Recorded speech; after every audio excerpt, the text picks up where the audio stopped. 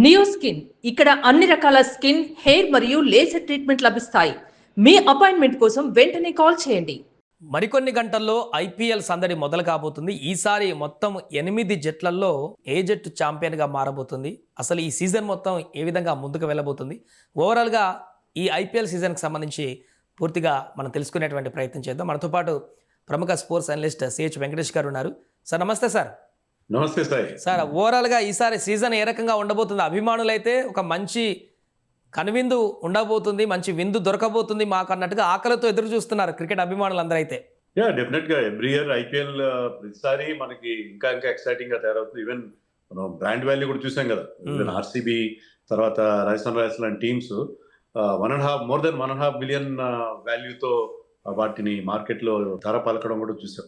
So everyday IPL is growing like anything, probably becoming the best ever league in the world across other sports కూడా, మిగతా sports కూడా దాటుకుని best league in the world గా తయారవుతున్నట్టుగా ఉంది. So ఈసారి కూడా excitement ఉంటుంది ఈసారి పర్టికులర్ గా, ఎందుకంటే ఏ టీం కూడా వీక్ గా కనపడలేదు, అన్ని టీమ్స్ స్ట్రాంగ్ గా ఉన్నాయి. ప్రతి టీంలో కూడా చాలా చాలా ఇంపార్టెంట్ ఎలిమెంట్స్ మనకు కనిపిస్తున్నాయి. సో ఈసారి చాలా టఫ్ కాంపిటీషన్ ఉండే సిచ్యుయేషన్ మనకు కనిపిస్తుంది. అలాగే లాస్ట్ టైం మనం ఒక కొత్త ఛాంపియన్ అయితే చూడడం జరిగింది, ఆర్సీబీని ఛాంపియన్గా. ఈ సంవత్సరం కూడా ఈ సీజన్లో ఒక కొత్త ఛాంపియన్ని మళ్ళీ చూడవచ్చా? టు బి ఆనెస్ట్, కొత్త ఛాంపియన్ వస్తేనే బాగుంటుంది. ఎందుకంటే ప్రతి టీం కూడా వాళ్ళు కూడా ఈక్వల్ గా మిగతా వాళ్ళతో కంపీట్ చేస్తున్నారంటేనే బాగుంటుంది. 10 టీంలు అలా కాదు, మళ్ళీ ముంబై 6 టైటిల్ గెలిచింది, చెన్నై 6 టైటిల్ గెలిచిందంటే ఓకే, వాళ్ళ ప్రతిభను బట్టి వాళ్ళు గెలుస్తారు. కానీ ప్రతి ఒక్క టీం కూడా ఆ బరిలో ఉంటే, ప్రతి ఒక్క టీం కూడా మిగతా వాళ్ళతో ఈక్వల్ గా కంపీట్ చేస్తే చాలా బాగుంటుంది. లాస్ట్ టైం చూసాం, ఇద్దరు ఎప్పుడు టైటిల్ గెలవని టీమ్స్ పంజాబ్ అండ్ బెంగళూరు ఫైనల్లో పోటీ పడితే బెంగళూరు టీం 18 సీజన్స్ తర్వాత గెలిచింది. ఇంకా పంజాబ్, ఢిల్లీ, కొత్తగా వచ్చిన లక్నో, ఈ టీమ్స్ కి ఇంకా ఒక్క టైటిల్ కూడా లేదు. అలాగే రాజస్థాన్ టీం 2008 లో ఫస్ట్ సీజన్ లో గెలుచుకున్న తర్వాత వాళ్ళు గెలవలేదు. ఇలాంటి టీమ్స్ గెలిస్తే చాలా బాగుంటుంది. ఓవరాల్ మన లీగ్ హెల్త్ రీత్యా చూస్తే that is a very good development అని అనుకుంటున్నాను. అండ్ పంజాబ్ టీం విషయానికి వస్తే సార్, లాస్ట్ ఆల్మోస్ట్ ఒక్క అడుగు దూరంలో మిస్ అయిపోయారు వారు. సో ఈసారి ఆ జట్టు కంబ్యాక్ ఏ రకంగా ఉండబోతుంది? ఈవెన్ ఫైనల్లో కూడా they last by very narrow margin, 6 runs తేడాతో ఓడిపోయినట్టున్నారు. సో ఈసారి కూడా అందుకనే వాళ్ళు అదే టీం ని ఆల్మోస్ట్ సేమ్ టీమ్ తో వెళ్తున్నారు. ఒక్క చేంజ్ ఏంటంటే జాష్ ఇంగ్లీష్ ప్లేస్ లో వాళ్ళకి వేరే ఆల్రౌండర్స్, వాళ్ళకి ఆప్షన్స్ కూడా ఉన్నాయి. కుపర్ కానలీ కానీ, మిచోవన్ కానీ, ఒమర్ జాయ్ కానీ. సో సేమ్ టీమ్ తో వెళ్తున్నారు. ప్లస్ ఏంటంటే లాస్ట్ టైం కంటే ఈసారి వాళ్ళందరూ బాగా పర్ఫార్మ్, ప్రియాన్ షారియా లాంటి వాళ్ళు ఇండియా టీం కంటే, ఇండియా జూనియర్ లెవెలే కాకుండా ఏషియా ఎమర్జింగ్ స్టార్స్ వాటి దాంట్లో ఆడడం. తర్వాత Marco Jansen has become a star, మన వరల్డ్ కప్ లో చాలా బాగా పర్ఫార్మ్ చేశాడు. సో అతని మీద చాలా ఎక్కువ ఎక్స్పెక్టేషన్స్ ఉంటాయి. Harshdeep Singh has been hero in 2 world cup victories మనకి T20 వరల్డ్ కప్స్ లో.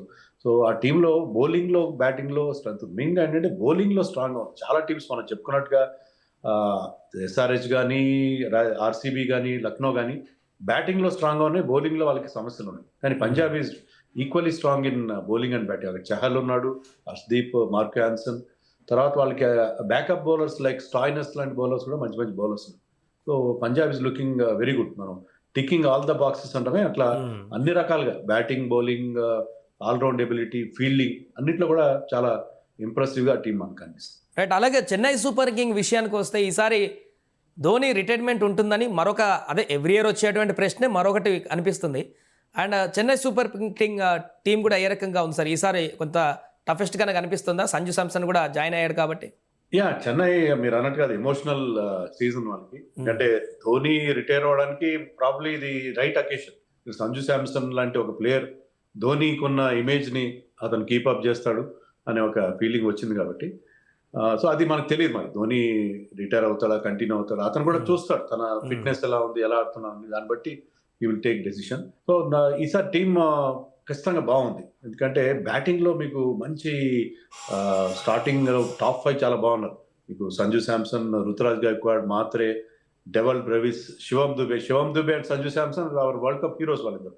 సో దానివల్ల బ్యాటింగ్ చాలా బాగుంది. కానీ వీళ్ళు they are in a process of rebuilding, ఒక ట్రాన్సిషన్ లో ఉన్నారు. జడేజా లాంటి ప్లేయర్ కి, అశ్విన్, పతిరానా లాంటి కీ ప్లేయర్స్ ని, ముఖ్యంగా బౌలర్స్ ని వాళ్ళు రిలీజ్ చేశారు. నేథన్ ఎల్లిస్ గాయం వాళ్ళకి చాలా పెద్ద సెట్ బ్యాక్ గా కూడా చెప్పుకోవాలి. సో వాళ్ళ బౌలింగ్ లో అంత స్ట్రెంత్ కనబడట్లేదు. ఓన్లీ ఖలీల్ ఉన్నాడు, తర్వాత మీకు మ్యాట్ హెన్రీ తీసుకొచ్చారు. Matt Henry is good with the new ball. కొత్త కుర్రాళ్ళు ప్రశాంత్ వీర్ అండ్ కార్తిక్ శర్మ 14 కోట్లు, ఒక్కొక్కరికి 14 కోట్లు పెట్టి తీసుకున్నారు. వాళ్ళు ఎంతవరకు ఈ లెవెల్లో పర్ఫామ్ చేస్తారు? ఆయుష్ మాత్రే లాంటి మరొక యంగ్స్టర్, అండర్-19 కెప్టెన్ అతను. సో వీళ్ళు యంగ్స్టర్స్ ఎంతవరకు అంది వస్తారు, ఆ సీనియర్స్ని ఎంతవరకు రీప్లేస్ చేస్తారు? ఎందుకంటే ఒకప్పుడు ఆ ఎక్స్పీరియన్స్ బేస్ చేసుకుని చెన్నై వెళ్ళేది. ఒకసారి ఆ సీనియర్ ప్లేయర్స్ అందరినీ పక్కన పెట్టి they are trying to give more importance to youngsters. వీళ్ళు తర్వాత అంశుల్ కాంబోస్ ఇలాంటి యంగ్స్టర్స్ మీద వాళ్ళు ఫెయిత్ పెట్టుకుని దిగుతున్నారు.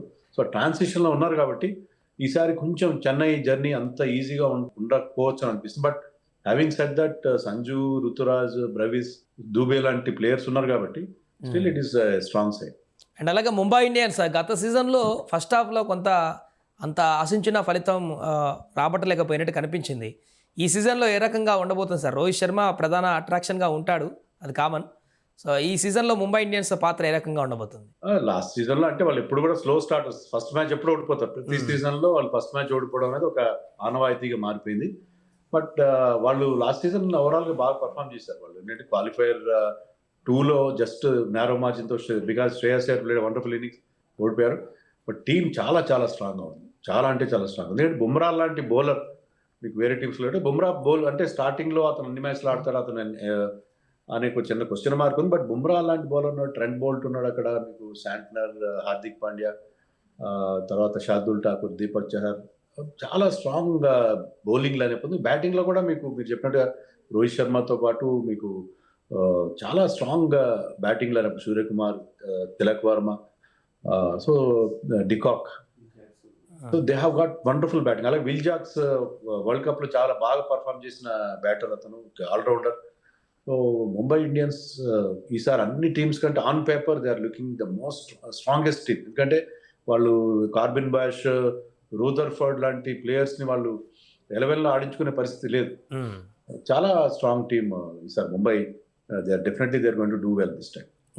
అండ్ శుభం గిల్ పరిస్థితి ఏంటి సార్? అసలు ఇప్పటికీ చాలా రోజుల నుంచి శుభం గిల్ పైన ప్రెజర్ ఉన్నట్టు కనపడుతుంది. అందుకే T20 వరల్డ్ కప్లో కూడా లేకుండా పోయారు వన్డే కెప్టెన్స్గా ఉన్నప్పటికీ. ఇప్పుడు ఐపీఎల్లో తను ఈ బటన్ అంతా కూడా చూపించే అవకాశం ఉందా, లేకుంటే ఫ్రీ ఫాల్లో ఆడతాడా, ఎట్లా చూడొచ్చు? శుభ్మన్ గిల్ కసి మీద ఉంటాడు. ఎందుకంటే అతనికి ఆఖరి నిమిషంలో T20 వరల్డ్ కప్ టీం నుంచి అతన్ని పక్కన పెట్టారు. సో నేను T20లో కూడా ఆడగలను, ఎందుకంటే లాస్ట్ 2 seasons గా బ్రహ్మాండంగా ఆడుతున్నాడు ఐపీఎల్. సో అతను అది ప్రూవ్ చేసుకునే ప్రయత్నం చేస్తాడు. శుభ్మన్ గిల్ కెప్టెన్ గా కానీ, అంటే ఆ టీం కూడా, గుజరాత్ టీం కూడా ఎవ్రీ టైం ఒక్కసారి తప్పిస్తే వాళ్ళు ప్లే ఆఫ్స్కి వెళ్ళాం. ఒకసారి టైటిల్ గెలిచారు, ఒకసారి ఫైనలిస్ట్ అయ్యారు. సో ఆ టీం కూడా చాలా స్ట్రాంగ్ గా ఉంది. ఐ థింక్ ఈసారి కూడా శుభ్మన్ గిల్, సాయి సుదర్శన్, అక్కడ సిరాజ్ ఉన్నాడు, వాషింగ్టన్ సుందర్ ఉన్నాడు. సో ఆ టీం కూడా స్ట్రాంగ్ గానే ఉంది. బట్ కొంత మిడిల్ ఆర్డర్, కొంత బౌలింగ్ లో కొంత వీక్నెస్ అది కనిపిస్తుంది. బట్ శుభ్మన్ గిల్ మాత్రం ఈసారి definitely will make it count. So నన్ను వరల్డ్ కప్ టీంలో పెట్టనందుకు సెలెక్టర్స్ రిగ్రెట్ అయ్యేలాగా ఆడతాడేమో అని అనిపిస్తుంది. రైట్. అలాగే లక్నో టీంలో లాస్ట్ సీజన్లో రిషబ్ పంత్ పూర్తిగా ఫేలమైనటువంటి ప్రదర్శన మనం చూసాం. 1-2 మ్యాచ్లు ఆడినట్టున్నాడు. కెప్టెన్సీ భారమో లేక ఇంకోటి ఏంటో తెలియదు. కానీ ఈ సంవత్సరం పంత్ ఏ రకంగా ఉండబోతుంది తన ఇన్నింగ్స్? ఎందుకంటే అంటే దీని మీద డిపెండ్ అయ్యి మనం చూడొచ్చా సార్ మళ్ళీ ఇండియాకి కంబ్యాక్ చేసేటువంటి అవకాశాన్ని పంత్ని? అంటే T20లో కాకపోయినా వన్డే టీంలో కంబ్యాక్ అవ్వడం కోసం అతను ఇది ఉపయోగించుకుంటాడు. ఎందుకంటే లాస్ట్ సీజన్ లో ప్రైస్ ట్రాక్ ప్రెషర్ 27 కోట్లు ఎప్పుడు లేదు, పెద్ద అమౌంట్ అతను చూసిన ప్రైస్ ట్రాక్ ప్రెషర్ లో వచ్చినట్టుగా ఉన్నాడు. ఈసారి ఏంటంటే అతను బాగా ప్రిపేర్ అయ్యాడు. యువరాజ్ సింగ్ దగ్గర అతను, యువరాజ్ సింగ్ నేతృత్వంలో అతని గైడెన్స్ లో ప్రిపేర్ అయ్యాడు. మన యువరాజ్ సింగ్ శుభ్మన్ గిల్, అభిషేక్ శర్మ ఎంత బాగా తయారు చేశాడు అనేది మనకు తెలుసు. యువరాజ్ సింగ్ గైడెన్స్, అతని లోపాలు ఏమైనా ఉంటే వాటిని సవరించే పరిస్థితి ఉంది. నన్ను అడిగితే ఈ షుడ్ ఓపెన్ ది బ్యాటింగ్. అతను ఓపెన్ చేయడం చాలా బెటర్గా ఉంటుంది. లెఫ్ట్ రైట్ కాంబినేషన్ ఉంటుంది వాళ్ళకి. మార్క్రమ్ ఎవరినో కాస్త వెనక్కి పంపించి అతను ఈ should open with Mitchell Marsh అనుకుంటున్నాను. ఓపెన్ చేస్తే చాలా బాగుంటుంది. సో అది ఆ పొజిషన్లో అతను ఎక్కువ క్లిక్ అవుతాడు. ఇంతవరకు అతను T20sలో ఈ could not get that kind of success, కానీ అతనికి అబిలిటీ ఉంది. సో ఓపెనర్గా వెళ్తే అతని నుంచి రియల్ టాలెంట్ మనకి బయటపడుతుంది. సో ఆ టీంలో కూడా మంచి టాప్ 4 చాలా బాగున్నారు. సో అది అతను ఓపెనర్గా ఆడితే బెటర్గా అతను పెర్ఫామ్ చేయగలడని నేను అనుకుంటున్నాను. సార్ అలాగే రాజస్థాన్ రాయల్స్ మీరు అన్నట్టు ఇంతకుముందు 2008లో గెలిచిన తర్వాత ఇంతవరకు ఛాంపియన్గా కాలేదు. సో ఎక్కడ తప్పిదం జరుగుతుంది రాజస్థాన్ రాయల్స్ టీంలో? రాజస్థాన్ రాయల్స్ లో సంజు శాంసన్ లేని లోటు ఈసారి చాలా పెద్ద లోటు కనిపిస్తుంది. వాళ్ళకి చాలా ఎక్సైటింగ్ యంగ్స్టర్స్ ఉన్నారు ఆ టీంలో. మీకు వైభవ్ సూర్యవంశీతో పాటు యశస్వి జైస్వాల్, వాళ్ళ కెప్టెన్ రియాన్ పరాగ్, ధ్రువ్ జురెల్, చాలా చాలా ఎక్సైటింగ్ బ్యాటింగ్ లైనప్ ఉంది వాళ్ళకి. సిమ్రన్ హెట్మైర్ కూడా సూపర్ బ్యాటింగ్ ఫామ్ లో ఉన్నాడు. వాళ్ళకి ఓవరాల్ గా the team is looking good this time. బాగుంది ఆ టీమ్. బట్ బౌలింగ్ లో వాళ్ళకి వీక్నెస్ ఉంది. బౌలింగ్ లో స్పిన్ బౌలింగ్ లో మీకు జడేజాని తీసుకున్నారు, బాగానే ఉంటుంది. జడేజా గతంలో అంత ఎఫెక్టివ్ గా అనిపించట్లేదు బ్యాటింగ్ లో కానీ బౌలింగ్ లో కానీ. And Ravi Bishnoi is a very good bowler, కానీ లాస్ట్ సీజన్ ఘోరంగా ఫెయిల్ అయ్యాడు. సో స్పిన్ బౌలింగ్ లో వాళ్ళకి ప్రాబ్లమ్స్ ఉన్నాయి. జోఫ్రా ఆర్చర్ వాళ్ళకి పేస్ బౌలర్ ఉన్నాడు, కానీ Jofra Archer goes for runs. కొన్నిసార్లు బాగా బౌలింగ్ చేస్తారు కానీ ఎక్కువ సార్లు ఫెయిల్ అవుతారు. సో రాజస్థాన్ రాయల్స్ అంత స్ట్రాంగ్ గా ఏం కనబడట్లేదు. బట్ మనకి having said that Vaibhav Suryavanshi, Yashasvi Jaiswal కనుక క్లిక్ అయితే ఆ టీం చాలా చాలా సర్ప్రైజ్ చేసే అవకాశం. వైభవ్ సూర్యవంశీ కనుక అతను ఇటీవల కాలంలో ఆడుతున్నట్టుగా అదే రకమైన అగ్రెషన్ ఈ క్వాలిటీ బౌలింగ్ అటాక్స్ మీద కూడా చూపించగలిగితే అతను ఆ టీంని అతను ఒంటి చేత్తో ఫైనల్స్ దాకా తీసుకెళ్లే అవకాశం కూడా ఉంటుంది. అలాగే కేకేఆర్ టీం చూస్తే అది ఎలా ఉంది సార్? ఈ సీజన్ లో స్ట్రెంత్ ఎలా ఉంది అక్కడ? బ్యాటింగ్ లైనప్ కానీ బౌలింగ్ లైనప్ కానీ. కేకేఆర్ కి చాలా సమస్యలు వచ్చినాయి. ముస్తఫిజూర్ ని విత్డ్రా చేయడం, పతిరానాకి ఇంతవరకు వాళ్ళు నో అబ్జెక్షన్ సర్టిఫికేట్ ఇవ్వలేదు శ్రీలంక బోర్డు. సో అతను వచ్చేది డౌట్ గానే ఉంది. ఆకాష్ దీప్ ఇంజర్డ్ అయ్యాడు. సో బౌలింగ్ లైనప్ దారుణంగా మిస్ అవుతున్నారు. ఆండ్రే రసల్ ని వాళ్ళు వదిలేశారు, ఆండ్రే రసల్ లేడు. సో బౌలింగ్ లో చాలా వీక్ గా కనిపిస్తున్నారు వాళ్ళకి. హర్షిత్ రాణా ఇంతకు ఇంజర్డ్ అయ్యాడు. చాలా చాలా ఈ గాయాల బెడద వాళ్ళకి వాళ్ళ బౌలింగ్ ని బాగా బలహీనం చేస్తుంది. బ్లెస్సింగ్ ముజర్బానీ లాంటి వాళ్ళు తీసుకున్నారు వాళ్ళు, కానీ ఎంతవరకు వాళ్ళు అంది వస్తారనేది డౌట్ గా ఉంది. బ్యాటింగ్ బాగుంది వాళ్ళది, బ్యాటింగ్ బాగుంది. ఇక్కడ న్యూజిలాండ్ కీపర్ బ్యాట్స్మెన్ సైఫర్ట్ కానీ పినాలన్ కానీ చాలా చాలా బాగా మంచి ఫామ్ లో ఉన్నారు మన వరల్డ్ కప్ లో కూడా. వాళ్ళ కెప్టెన్ రహానే, రింకు సింగ్, బ్యాటింగ్ బాగానే ఉంది. బట్ ఓవరాల్ గా ఏంటంటే వాళ్ళకి బౌలింగ్ చాలా వీక్ అవడం, బ్యాటింగ్ లో కూడా కొన్ని సమస్యలు ఉన్నాయి. ఎవరు ఎక్కడ ఆడతారు? రహానే ఓపెన్ చేస్తారా? క్యామరన్ గ్రీన్ బోల్డెన్ డబ్బులు పెట్టి తీసుకున్నారు. క్యామరన్ గ్రీన్ ఎంతవరకు అంత ఎఫెక్టివ్ గా పర్ఫామ్ చేస్తాడు? బౌలింగ్ అతను ఫుల్ కోటా వేయనిస్తారా ఆస్ట్రేలియా బోర్డు లేదా అనేది కూడా మనకి సందేహాలు. రైట్. అలాగే ఢిల్లీ టీం విషయానికి వస్తే ఈ సీజన్లో కూడా పెద్దగా అంత అగ్రెసివ్ మోడ్లో వెళ్తున్నట్టయితే కనిపించట్లేదు సార్. ఎందుకంటారు ఢిల్లీలో ఎందుకు అలాంటి తప్పిదం జరుగుతుంది?